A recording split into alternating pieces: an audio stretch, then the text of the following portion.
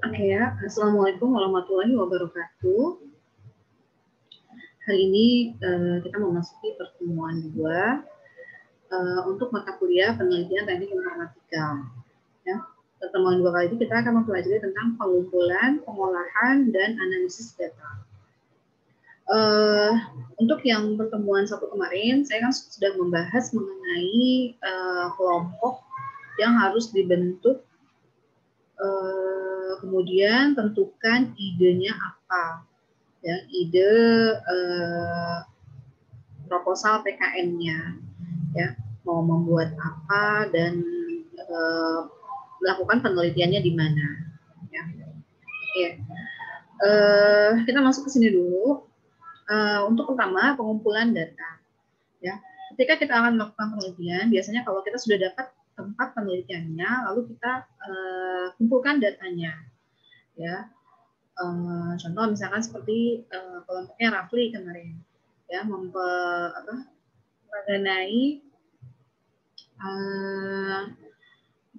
yang ada di masyarakat, ya misalkan seperti survei atau apa gitu ya. Nah nanti kita cari tempatnya dulu, misalkan kayak di lingkungan rumah kita gitu misalkan ya. Nah berarti kita cari datanya dulu, kumpulkan datanya, ya. Nah dalam mengumpulkan data ini biasanya kita bisa dikumpulkan dengan melakukan metode yang pertama pengamatan secara langsung atau observasi. Ya, kita lihat bagaimana sih caranya dalam mengumpulkan suatu informasinya gitu kan. Atau gini, kayak misalnya pendaftaran siswa sekolah dasar baru, SD baru. Nah, bagaimana caranya mereka melakukan pendaftaran? Nah, kita amati, misalkan mereka mengisi formulir, lalu membayar harga formulirnya berapa, kemudian nanti isi formulirnya, kemudian tampilkan berkas-berkas pendukung dari proses pendaftaran tersebut, ya. Nah itu secara kita melakukan penelitian melihat secara langsung atau observasi. Yang kedua wawancara. Nah wawancara, misalnya kita mewawancara kepada sumbernya, ya. Misal di sini kalau tadi tentang sekolah, ya, pendaftaran sekolah dasar misalnya, berarti kita bisa melakukan wawancara ke petugas TU-nya atau ke orang tua siswanya, ya. Yang ketiga menggunakan daftar pertanyaan. Nah, daftar pertanyaan ini maksudnya kuesioner, ya, kita sebarkan kuesioner tersebut, ya, misal ke orang tua, ke guru, ke petugas dan lain sebagainya. Kemudian studi kepustakaan ini berarti mencari literatur berdasarkan buku-buku atau referensi dari web, ya, kemudian dari YouTube bisa juga, ya, atau bisa juga dari buku, majalah, ya, atau artikel ilmiah, ya, biasanya jurnal, ya. Kemudian ini pengamatan langsung, berarti kegiatan YNTP ini melakukan pengamatan secara langsung, ya, berarti terjun langsung ke lapangan misalnya. Yang pertama, pengamatan digunakan untuk penelitian dan telah direncanakan secara sistematik. Sistematik ini maksudnya tersusun rapi gitu. Jadi kita tahu dulu kita prosesnya mau kemana-kemana dulu gitu, nah, untuk observasi ini. Kemudian yang kedua, pengamatan harus berkaitan dengan tujuan penelitian yang telah direncanakan. Nah, tujuan penelitian kita apa? Kalau misalkan tadi pendaftaran siswa baru, berarti kan kita pengen tahu ya, bagaimana sih sistem pendaftaran siswa baru secara offline-nya itu gimana, atau pendaftaran siswa baru secara sistem online itu bagaimana? Ya, itu kita harus tahu. Yang ketiga, pengamatan dicatat secara sistematik dan dihubungkan proposisi umum. Jadi sistematik, kemudian kita kategorikan, ya, tahapan-tahapannya, ya, hasil dari data pengamatan secara langsung. Kemudian pengamatan dapat diperiksa atas validitas dan reliabilitas. Nah, ini validitas, benar nggak informasinya, valid nggak gitu, dan dapat dipertanggungjawabkan. Ini reliabilitas, ya, harus valid ya, harus benar sesuai dengan faktanya. Jadi pada saat sistemnya itu secara langsung bagaimana gitu. Kemudian kita kan ngamatin tuh ya, kita harus tahu terus benar apa enggak, kemudian dapat dipertanggungjawabkan. Wawancara pastinya nih wawancara melakukan interview ya ke narasumber ya, atau bisa juga ke responden ya.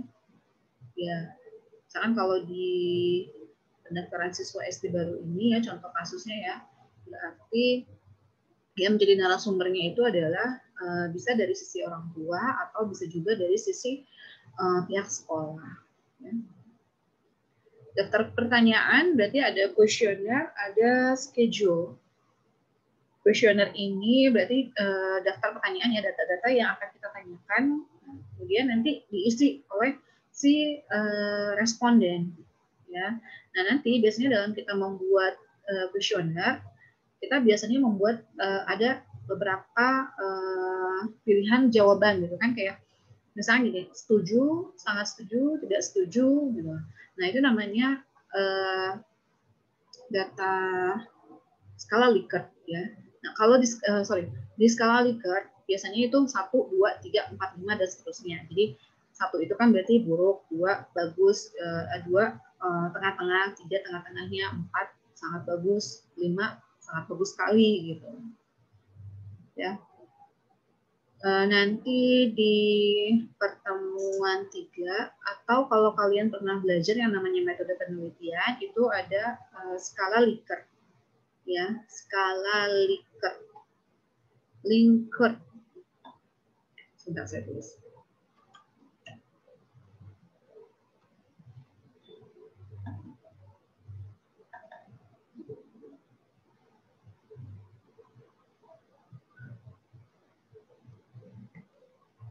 Skala Likert. Ya.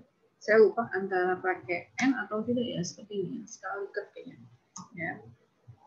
Nah, jadi pada saat si responden menjawab, nah itu berdasarkan skala. Ya, jadi nanti dihitung. Nah, nanti dihitung yang menjawab kolom 1 berapa, yang menjawab kolom 2 berapa. Ya, itu menggunakan skala Likert. Likert ya, pakai M benar. Likert. Kalau misalkan kalian belajar metode penelitian, ada di buku metode penelitiannya Sugiono. Ya, di situ ada banyak pengertian tentang metode penelitian, bagaimana penelitian kualitatif, bagaimana penelitian kuantitatif, ya. Kemudian skala-skala yang digunakan, ya. Nah, di situ ada lengkap. Ya. Kemudian schedule ini daftar pertanyaan yang ditujukan kepada responden dan diisi oleh si pewawancara atau si peneliti sendiri. Ya. Kalau ini kan diisi kepada responden. Kalau ini ditujukan kepada responden dan diisi oleh si pewawancara. Kitanya mungkin juga mesti atau si peneliti atau kitanya juga gitu yang bisa mengisi daftar pertanyaan ini. Di kepustakaan berarti tadi ya mencari literatur. Nah kemudian analisis data. Nah bagaimana kita melakukan analisis data?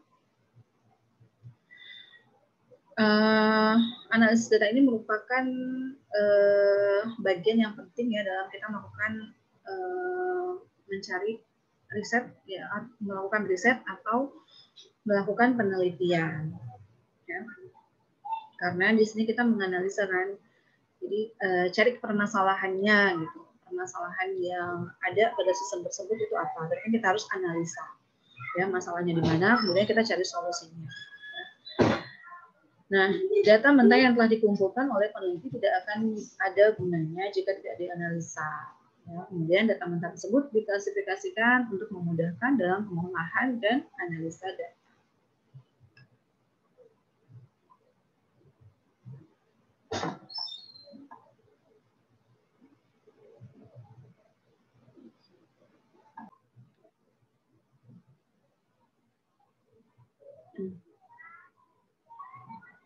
Kemudian tahapan pengolahan data. Yang pertama, bagaimana kita mengedit data ya, atau editing. Nah, ini beberapa hal yang perlu diperhatikan dalam mengedit data. Apakah data sudah lengkap dan sempurna, data sudah cukup jelas dan konsisten, atau apakah ada jawaban yang tidak sesuai. Nah, ini dalam kita mengedit data. Data yang sudah kita dapatkan ya ini ya. Kemudian mengkode data. Nah, hasil dari data yang sudah kita dapatkan, biasanya kita coding ya. Nah, coding ini berarti kan kita harus berarti berhubungan dengan aplikasi yang ada di komputer ya. Nah, pemberian kode kepada jawaban sangat penting jika pengolahan data dilakukan dengan komputer. Ya, karena kan kita pakai kode data tertentu ya, sesuai dengan aplikasi yang digunakannya. Nah, pemberian kode dapat dilakukan dengan melihat jenis pertanyaan dan jawaban dari pertanyaannya. Ya.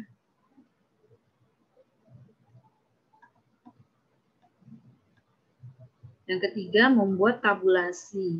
Ya, jadi setelah dibuat kode, ya, misalkan ini kode pertanyaan lah ya, kita buat P1, terus pertanyaan 2 kita buat P2, lalu jawaban 1 dibuat C1, jawaban 2 J2, gitu ya.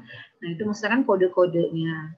Ya, kemudian kita buatkan tabel, ya, masukkan ke dalam tabel dan mengatur angka-angka sehingga mudah dalam menghitungnya. Dan kita atur. Jadi gini, misalkan pertanyaan 1, berapa yang setuju gitu menggunakan metode pendaftaran, contoh kasus yang tadi ya, pendaftaran sekolah tadi ya, berapakah yang setuju jika pendaftaran dilakukan secara langsung atau di sekolah gitu. Nah, misalkan ada skala jawabannya tuh ada 1 sampai 5. Nah, misalkan dia milihnya 5 gitu. Ya, poin 5. Nah, nanti berarti di tabel tersebut nanti di P1 ya, P1 kemudian pertanyaan 1 kan. Kemudian jawabannya itu adalah di pilihan nomor 5. Nah, nanti di pilihan nomor 5 itu kita kasih tanda angka 1. Gitu. Karena yang dijawab itu kan di pilihan nomor 5. Gitu. Nanti kita totalin, kita hitung ya. Kemudian kita hitung. Nah, dari situ berapakah yang memilih jumlah jawaban 5, berapakah yang memilih jumlah jawaban nomor 4, 3, 2, 1 seterusnya. Ya. Nah, ini yang tadi sudah saya bilang, ini sudah didapatkan di mata kuliah metode penelitian ya. Jadi nggak perlu saya detailkan lagi. Mudah-mudahan sih sudah pernah belajar ya. Kemudian analisis data, ini adalah proses penyederhanaan data ke dalam bentuk yang lebih mudah dibaca dan diinterpretasikan. Maksudnya diterjemahkan, misalkan kita sudah buatkan lagi ke dalam aplikasi. Ya. Kemudian penafsiran atau interpretasi adalah penjelasan yang terperinci mengenai arti yang sebenarnya dari materi yang dipaparkan. Kemudian analisis deskriptif, ya. Nah, ini analisis deskriptif ini lebih ke kita melakukan menganalisanya itu dengan menerjemahkannya ya, atau menjabarkannya atau menjelaskannya dalam bentuk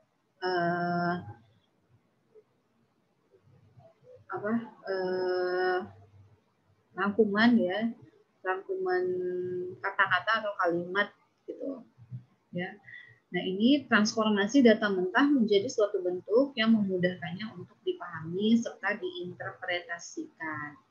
Ya, termasuk pengaturan, pengurutan, dan manipulasi data untuk menghasilkan informasi deskriptif. Nah, ini analisa deskriptifnya ya. Nah, nanti hasilnya biasanya dalam bentuk hasil analisa deskriptif itu nanti kita dalam bentuk penjabaran, ya, penjelasan, ya. Kemudian bisa berupa kalimat-kalimat, ringkasan, rangkuman. Kemudian terdapat beberapa alternatif cara analisis deskriptif tergantung pada tipe pengukuran variabelnya.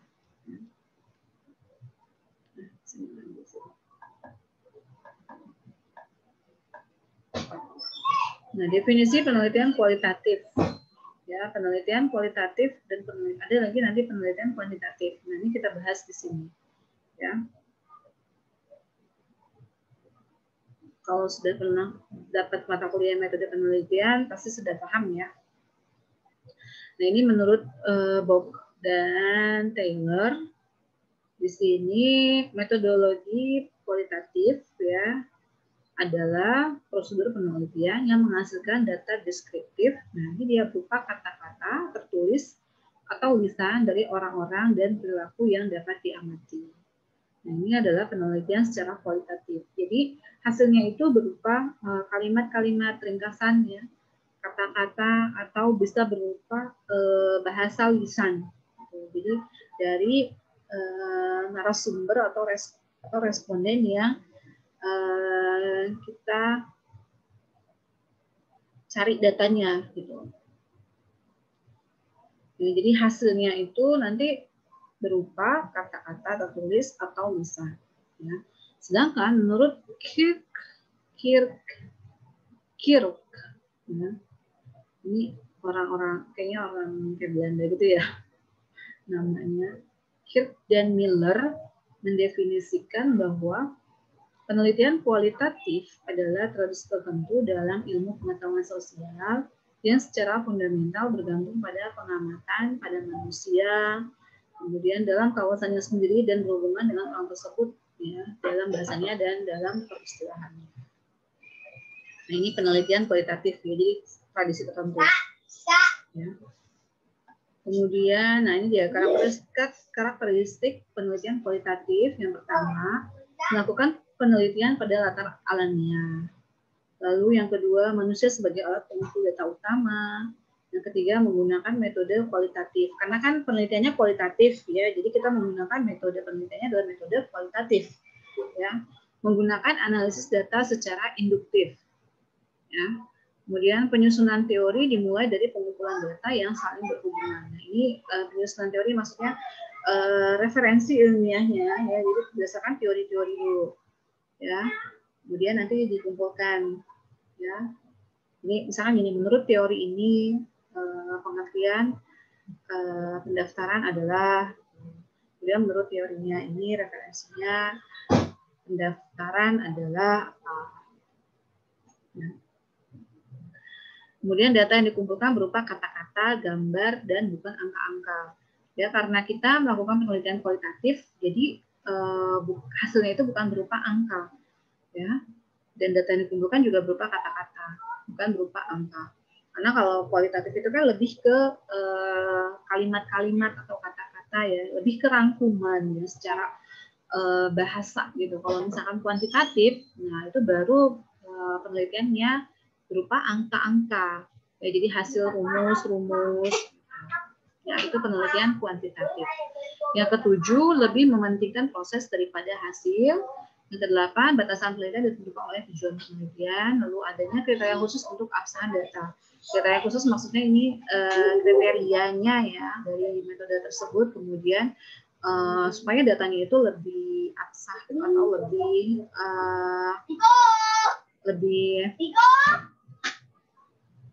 apa sih namanya ya, lebih asli gitu ya. Kemudian desain penelitian bersifat sementara yang terus-menerus disesuaikan dengan kenyataan di lapangan. Nah, ini dilakukan secara kontinu ya atau terus-menerus. Kemudian hasil penelitian dirundingkan dan disepakati bersama. Ada yang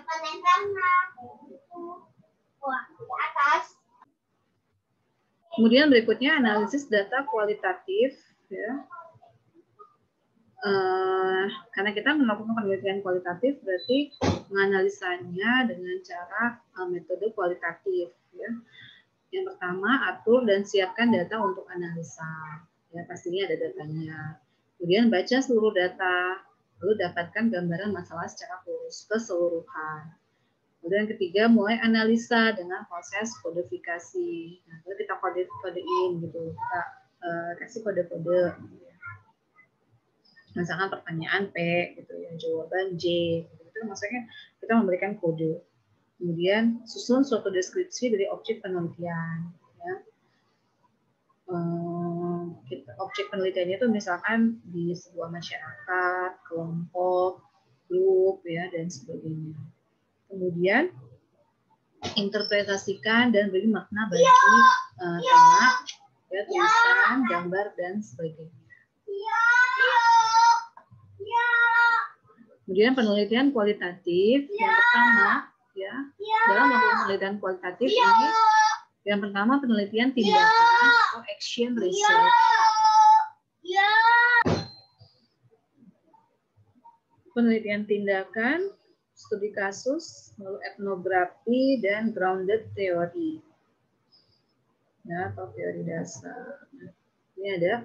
Yang pertama tadi ya, penelitian tindakan atau action research. Nah, action research ini berarti berdasarkan masalah penelitian, ya. Masalahnya, misalkan kita cari dulu, ya.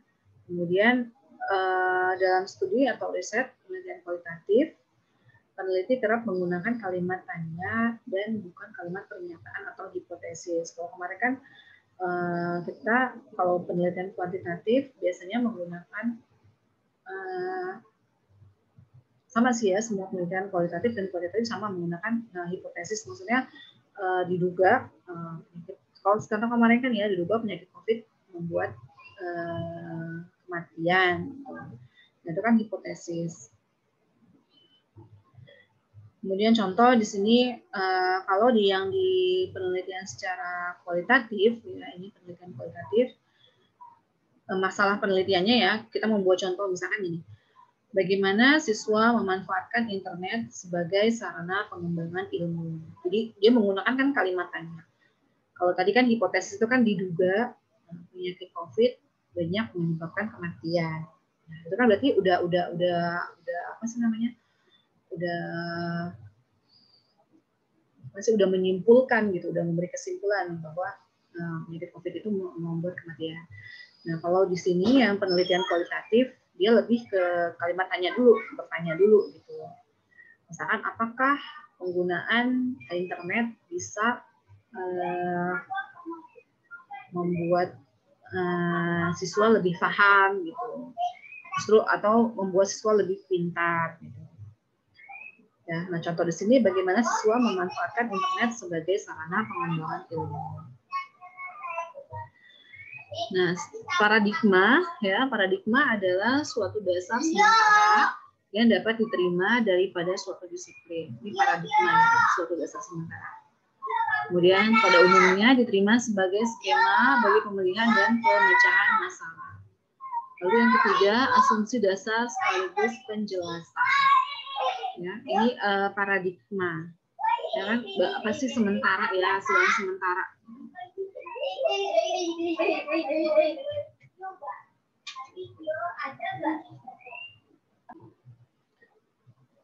Perbedaan paradigma ilmiah dan alamiah. Ya. Paradigma ilmiah dan alamiah. Nah, di sini ilmiah, ya, ini maksudnya kita buatkan secara kuantitatif.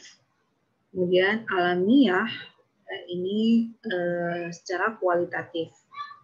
Ya, di sini teknik yang digunakan ya untuk yang kuantitatif, karena kuantitatif berarti menggunakan penelitian secara kuantitatif. Ya, kemudian kalau yang alamiah berarti karena secara kualitatif berarti penelitian yang digunakan atau teknik yang digunakan ya secara kualitatif. Lalu kriteria kualitas. Jika secara kuantitatif atau ilmiah rigor ya, maksudnya sahih ya, sah gitu ya. Kemudian secara objektivitas. Kemudian kalau secara kualitatif ya, karena dia berdasarkan biasanya kan hasilnya itu berupa kata-kata ya, rangkuman atau kalimat-kalimat. Nah, ini biasanya bersifat relevansi. Ya, relevansi. Karena kan bias gitu ya, maksudnya kalau kita menjelaskan secara kalimat kan rangkuman ya, itu kan cuma berdasarkan penceritaan ya, itu berdasarkan wawancara kita terhadap si si sumbernya ya. Nah itu kan biasanya kan dari hasil itu kemudian kita rangkum gitu kan, kita rangkum dalam bentuk kalimat-kalimat dan atau bisa juga kita buatkan secara lisan.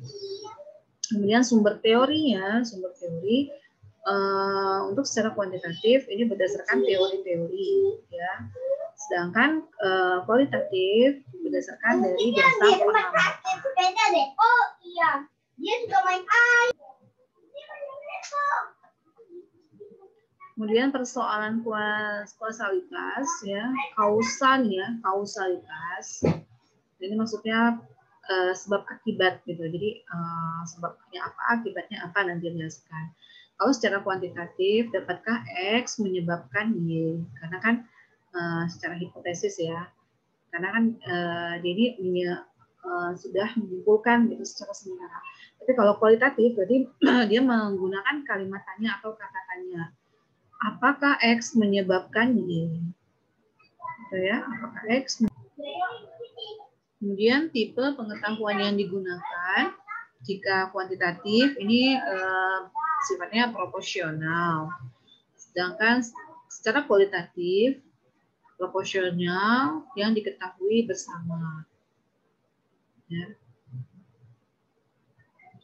Kemudian pendirian ya, jika kuantitatif ini reduksionis. Ya, jadi penjelasan itu berdasarkan rumus-rumus, angka-angka gitu ya. Sedangkan secara kualitatif ini secara ekspansionis. Jadi lebih ke explain gitu, menjelaskan gitu ya. Berupa kata-kata, kalimat dan atau bisa berupa lisan ya. Kemudian maksud ya, secara kuantitatif ini bersifat verifikasi ya, menjelaskan ya. Verifikasi, kemudian kualitatif ini secara maksud berarti bersifatnya secara ekspansionis karena masih sama ya. Lalu latarnya ya atau tempat ya untuk kuantitatif biasanya laboratorium ya karena kan hitung ya lebih ke rumus-rumus ya. Kemudian kalau yang kualitatif ini alam ya. Ya, bisa di mana saja, di masyarakat, di sekolah, di tempat lain dan sebagainya. Kemudian perlakuan yang secara kuantitatif ini stabil, ya stabil, sedangkan secara kualitatif ini bervariasi. Ya, bisa ya dibedakan ya. Kalau stabil ini kan berarti karena dia secara perhitungan ya berarti kan stabil. Sekarang kualitatif berarti kan bervariasi. Satuan kajian unsur kontekstual untuk kuantitatif ini ada variabel, ada kontrol, ya. Sedangkan secara kualitatif ini ada pola-pola, turut campur, atas undangan, ya. Kan dia karena banyak rumus-rumus ya, karena kan ada variabelnya, jadi lebih terstruktur gitu loh. Ya. Kemudian instrumen ya atau tools atau alat yang digunakan kalau di penelitian kuantitatif ini membutuhkan kertas, pensil, dan lain-lain. Sedangkan untuk kualitatif adalah orang sebagai peneliti, jadi orangnya, kita yang melakukan penelitiannya. Kemudian penetapan, pengumpulan data dan analisis. Ya. Kalau secara kuantitatif sebelum penelitian, ya karena kan sudah membuat hipotesis. Sedangkan kalau kualitatif selama dan sesudah pengumpulan data. Ya. Desain ya untuk kuantitatif ini pasti ya. Sedangkan secara kualitatif ini muncul dan berubah-ubah. Ya. Lalu gaya ya, gaya dalam penelitiannya ini kalau kuantitatif intervensi ya. Sedangkan kualitatif ini adalah seleksi. Nah, di sini nanti saya memberikan contoh bagaimana penelitian kuantitatif dan bagaimana jurnal, ini lebih ke jurnal ya, bagaimana jurnal penelitian secara kuantitatif dan jurnal penelitian ya, yang menggunakan penelitian kualitatif. Nanti saya akan memberikan contoh jurnalnya. Kemudian kalian boleh sambil mencari juga ya, bagaimana jurnal untuk penelitian kualitatif dan penelitian kuantitatif. Ya, Oke, cukup sekian untuk jurnalnya nanti akan saya share ya, nanti saya taruh di my Elnusa ya, yang contoh penelitian secara kualitatif dan kuantitatif. Nah, sambil saya nanti share ke kalian, kalian kerjakan juga ini ya tugasnya ya. Cari lagi jurnal penelitian kualitatif dan penelitian kuantitatif ya. Ini tugas mahasiswanya masing-masing ya, bukan kelompok ya. Oke, kalau sudah ini saja untuk pertemuan 2-nya. Silakan nanti kalau mau diskusi boleh. Cukup sekian dari saya. Assalamualaikum warahmatullahi wabarakatuh.